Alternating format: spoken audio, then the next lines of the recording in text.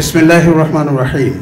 ইউকা স্কুলের সামার সেমিস্টারের রেজাল্ট প্রদান অনুষ্ঠানে উপস্থিত আমার প্রাণপ্রিয় ছাত্রছাত্রীবৃন্দ, শিশু সন্তানেরা, তাদের গর্বিত অভিভাবকবৃন্দ, ইউকা স্কুলের যারা গ্রাউন্ড ফোর্স, মাঠ পর্যায়ের যারা কাজ করেন শিক্ষা নিয়ে, সেই আমার প্রিয় শিক্ষকবৃন্দ, ইউকা স্কুলের দায়িত্বশীল ব্যক্তিবর্গ, সবাইকে আমি অন্তর থেকে মোবারকবাদ জানাচ্ছি।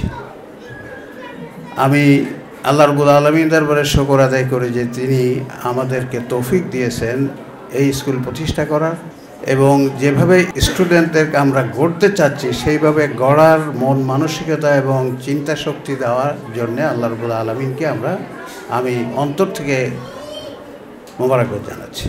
আমি আমার এই শিশু সন্তানগুলোকে আমার প্রাণের থেকে প্রিয় মনে করি। কেন? আমি আমার নিজের সন্তানদেরও এদের যেভাবে গড়ার চেষ্টা করছি এভাবে গড়তে পারি নাই, সে দুঃখ আমার মনে আছে।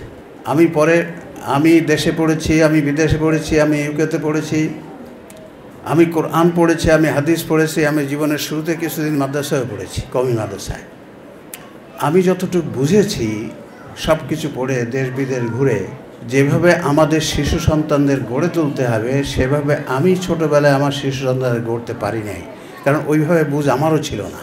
তো আলহামদুলিল্লাহ এখন আমরা চেষ্টা করছি, আমরা এই স্কুল প্রতিষ্ঠা করেছি, আমরা সবাই মিলে চেষ্টা করছি আমাদের সন্তানদের আমরা কিভাবে শিক্ষিত ভালো মানুষ বানাতে পারি। খালি শিক্ষিত মানুষ হলে চলবে না, শিক্ষিত মানুষ দেশে অনেক আছে কিন্তু ভালো মানুষের সংখ্যা খুবই কম।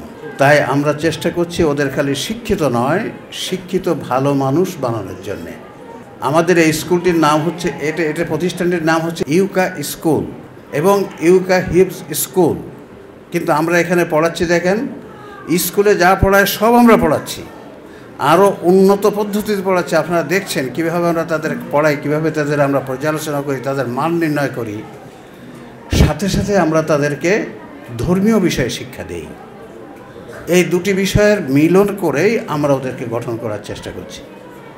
আল্লাহ রাব্বুল আলামিন কোরআনে বলছেন, আউযু বিল্লাহি মিনাশ শাইতানির রাজিম, বিসমিল্লাহির রহমানির রহিম, আফালাম ইয়াসিরু ফিল আরদি ফাতাকুনা লাহুম কুলুবুন ইয়াকিলুনা বিহা আও আযানুন ইয়াসমাউনা বিহা ফাইন্নাহা লা তা'মাল আবসার ওয়ালাকিন তা'মাল কুলুব আল্লাতী ফিস সুদূর। আল্লাহ বলছেন, তারা কি পৃথিবী ভ্রমণ করেনি? আল্লাহ ধিক্কারের মতো দিচ্ছেন, তারা কি পৃথিবী ভ্রমণ করেনি, অর্থাৎ মানুষ কি পৃথিবী ভ্রমণ করেনি? তাহলে তারা এমন আকলের অধিকারী হতে পারত যাতে তারা কোরআন সুন্নাহ পড়লে বা শুনলে বুঝতে পারত। কারণ পৃথিবী ভ্রমণ করলে আমাদের যে আকলটা আছে জন্মগতভাবে আল্লাহ সবাইকে দিয়েছেন, এই আকলটা বিভিন্ন স্থানে বিভিন্ন জিনিস দেখে, বিভিন্ন ধরনের জ্ঞান দেখে উৎকর্ষিত হয়। ফলে সেই আকল দিয়ে সে তখন আমাদের জীবনের যে মেইন বুকটা কোরআন, তারপরে সুন্নাহ, সেগুলো সে বুঝতে পারে। এরপরে আল্লাহ রাব্বুল আলামিনের বিজ্ঞান ভিত্তিক কারণটা বলছে। কেন এটা? আল্লাহ বলছেন, ফাইন্নাহা লা তা'মাল আবসার ওয়ালাকিন তা'মাল কুলুবুল লাতী ফিস সুদূর। প্রকৃতপক্ষে চোখ অন্ধ নয়, অন্ধ হচ্ছে মন, যেটা থাকে সম্মুখ ব্রেনে। মনে যদি একটা বিষয় না থাকে চোখে পড়ে ওঠে বোঝা যায় না। মনে একটা বিষয় সম্বন্ধে ধারণা থাকতে হবে। এই জন্য পৃথিবী ঘুরে ঘুরে বিভিন্ন জিনিস দেখে এই মনটাকে উৎকর্ষিত করেছে। তারপরে বলছে, এখন তুমি পড়ো, দেখবা বুঝতে পারবা।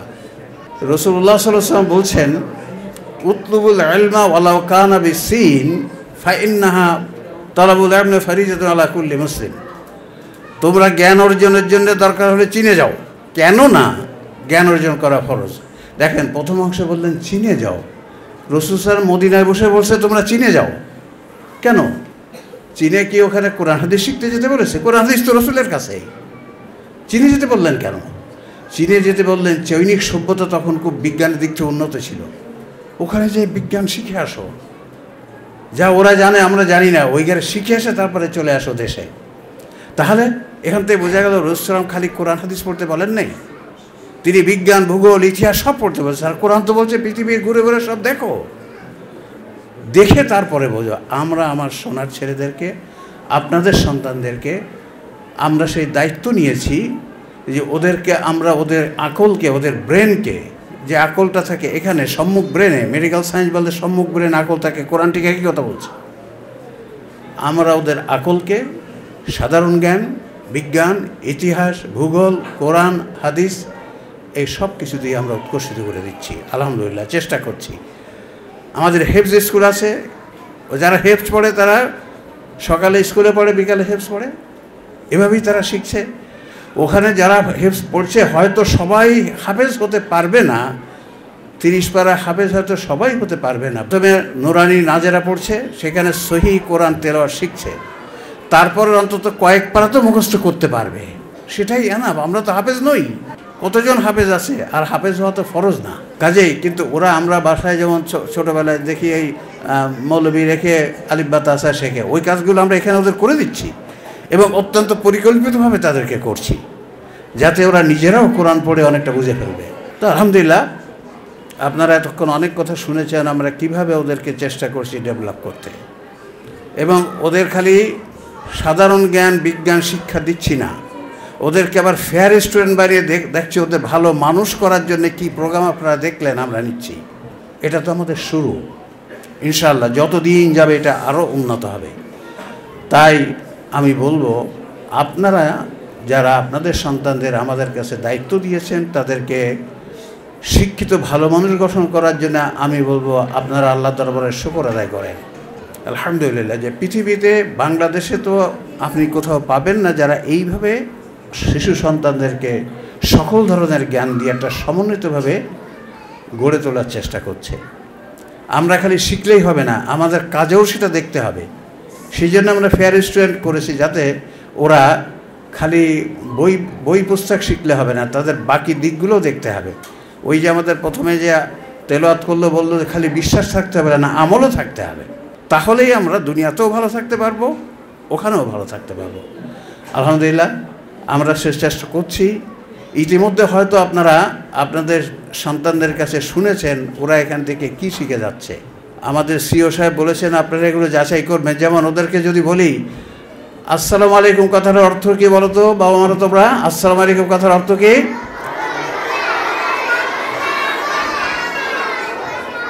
দেখেন ওরা বলল আপনাদের উপর সালাম শান্তি বর্ষিত হোক, কিন্তু আমরা ছোটোবেলাতে শিখেছি আপনার উপর শান্তি বর্ষিত হোক। কথাটা ঠিক নয়। এখানে 10 জন মানুষ আছে, আপনারা এতজন মানুষ আছেন, আমি একজনকে বললাম আপনার পরে শান্তি বর্ষিত হোক, বাকিরা কি আমার শত্রু নাকি? তাহলে আপনাদের উপর, দেখেন আরবিটায় কিন্তু কুম আপনাদের পরে আছে, আলাইকুম মানে আপনাদের উপর, অথচ আমরা শিখেছি আপনার উপর। কেমনি এটা হলো?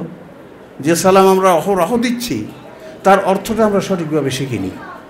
আমরা ওদেরকে ইনশাআল্লাহ সঠিকভাবে শিখিয়ে দিচ্ছি, যেটা প্রকৃতভাবে কোরআন হাদিসে আছে আর সাধারণ জ্ঞান বিজ্ঞান আছে, সেটা তো শেখাচ্ছি।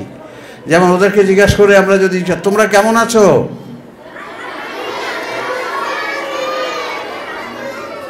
ওরা উত্তর দিচ্ছে আমরা 2 ইচ্ছার মিলনে ভালো আছি। প্রথম অনেক গার্জিয়ানরা এসে আমাদেরকে জিজ্ঞাসা করেছে 2 ইচ্ছার মিলনে আবার কি, এ তো কোনদিন শুনি নাই। 2 ইচ্ছা কি? 2 ইচ্ছা তোমরা একটু বলো দেখি। আল্লাহর অতাৎক্ষণিক ইচ্ছা, আমাদের তাৎক্ষণিক ইচ্ছা। দেখেন পৃথিবীর সকল কাজ ঘটে 2টি ইচ্ছার মিলনে। আল্লাহর ইচ্ছা মানে আল্লাহর প্রোগ্রাম করে রাখা।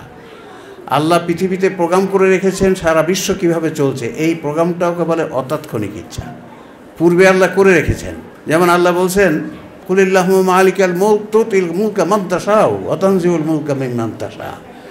তুমি বলো রাজত্ব পায় কেউ, রাজত্ব হয় এটা আমার ইচ্ছা, কেউ সম্মান পায় কেউ অসম্মানিত হয় আমার ইচ্ছা।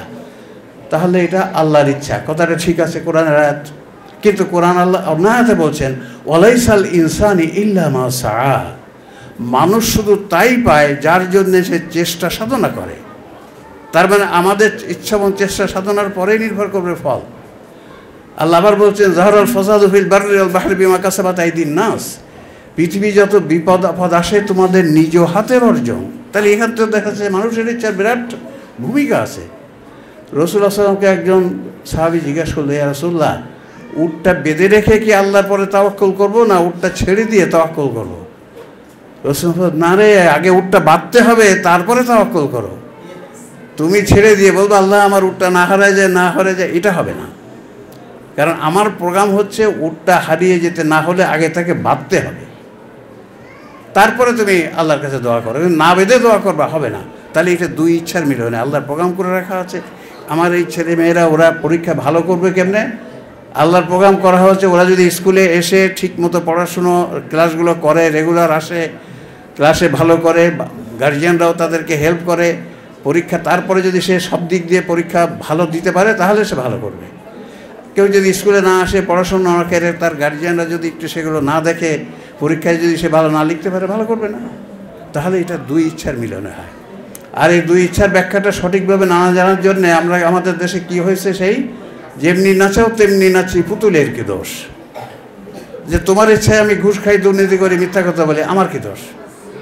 কথাটা তেমন নয়, এটা দুই ইচ্ছার মিলনে হয়। তাই আমরা ওদেরকে ইনশাআল্লাহ, আপনারা দেখবেন ওরা যে কথাগুলো বলে যায়, বাসায় যায় বলে, আপনারা ওদের কাছ থেকেও শিখে নেবেন। এরপরে যেখানে আপনাদের মনে কোনো ইয়ে হয়, আপনারা এখানে চলে আসবেন, আমাদের কাছে জিজ্ঞাসা করবেন। আমাদের সিও সাহেব এটা বললেন, আমাদের টিচাররা সব আপনাদের সেগুলো বুঝিয়ে দিবে, আপনারা মনের প্রশান্তি পাবেন, মনের প্রশান্তি পাবেন। Yes, this is the thing, this is the knowledge. আলহামদুলিল্লাহ, অনেকক্ষণ হয়েছে, আপনারা দেখছেন এতক্ষণ এই শিশুরা বসে আছে, চুপ করে বসে আছে। এটাও তো একটা অসম্ভব ব্যাপার যে ওদের এমন না, আমরা ওরা এমনভাবে সুশৃঙ্খলভাবে তৈরি করছি যাতে ওরা এতক্ষণ বসে আছে, চুপ করে শুনছে। ওরা তো সব কথা বুঝতে পারছে না, কিন্তু ওরা বসে আছে। তো আলহামদুলিল্লাহ, আমরা সর্বতভাবে চেষ্টা করছি, আমাদের সাধ্যমতো চেষ্টা করছি যে ওদেরকে শিক্ষিত ভালো মানুষ করার। ওরা যেমন সাধারণ জ্ঞান বিজ্ঞান সব অন্য স্কুল যেভাবে শিখছে, অন্য ভালো ভালো স্কুল যেভাবে শিখছে, ঠিক তার সেরকম শিখবে, তার থেকে ভালো শিখবে। আর সাথে সাথে ওরা শিখতে পারবে কোরআন কি বলেছে, সুন্নাহ কি বলেছে, যুক্তি কি বলে, বিজ্ঞান কি বলে, প্রতিটা বিষয়। ইনশাআল্লাহ ওরা যখন আমাদের এখান থেকে সেই junior KG, senior KG 1 2 3 4 5 6 up to 10 পর্যন্ত চলে যাবে, দেখবেন ওরা যেমন হবে একজন ভালো সাধারণ শিক্ষিত, তেমন দেখবেন মাদ্রাসায় যারা পড়ছে তার থেকে অনেক ভালো ওরা কোরআন শিখবে, হাদিস শিখবে। যারা হয়তো এখানে তেমন ভালো করতে পারোনি, তারা আরও চেষ্টা করবে যাতে উইন্টারে যে তোমরা তো আর যারা ভালো করেছে তাদের ক্রস করে যায়। আমরা দেখেন এখানে কিন্তু ফার্স্ট সেকেন্ড থার্ড এইভাবে রেজাল্ট দেয় না। আমরা সেই গভর্নমেন্টে যেমন আছে A+, তারপরে A, তারপরে B, আমরা সেই জন্য এখানে A+A+B এরকম ইত্যাদি ক্যাটাগরি আছে। আবার এর মধ্যে যারা খুব ভালো করেছে তাদেরকে আমরা এক্সেলেন্ট দিয়েছি, তো এরকমভাবে আউটস্ট্যান্ডিং দিয়েছি, আউটস্ট্যান্ডিং। তো এইভাবে বিভিন্ন ক্যাটাগরি করা আছে, আপনাদের কাছে সেটা যাবে, আপনারা অনলাইনে সেগুলো সব দেখতে পারবেন। আল্লাহ আমাদের এই প্রচেষ্টাকে কবুল করুন। শিক্ষার্থীরা তোমরা আরও ভালোভাবে শেখো, আরও তোমাদের টিচাররা ক্লাসে যেভাবে তোমাদেরকে পড়ায় ওটা ভালো করে মনোযোগ দিয়ে শোনো, বাসায় যেয়ে বাবা মার সাথে সাথে শেয়ার করো। আমরা সবাই মিলে ইনশাআল্লাহ তোমাদেরকে সুন্দরভাবে শিক্ষিতভাবে গড়ে তোলার চেষ্টা করব। একথা বলেই আমি শেষ করছি। আসসালামু আলাইকুম ওয়া রাহমাতুল্লাহ।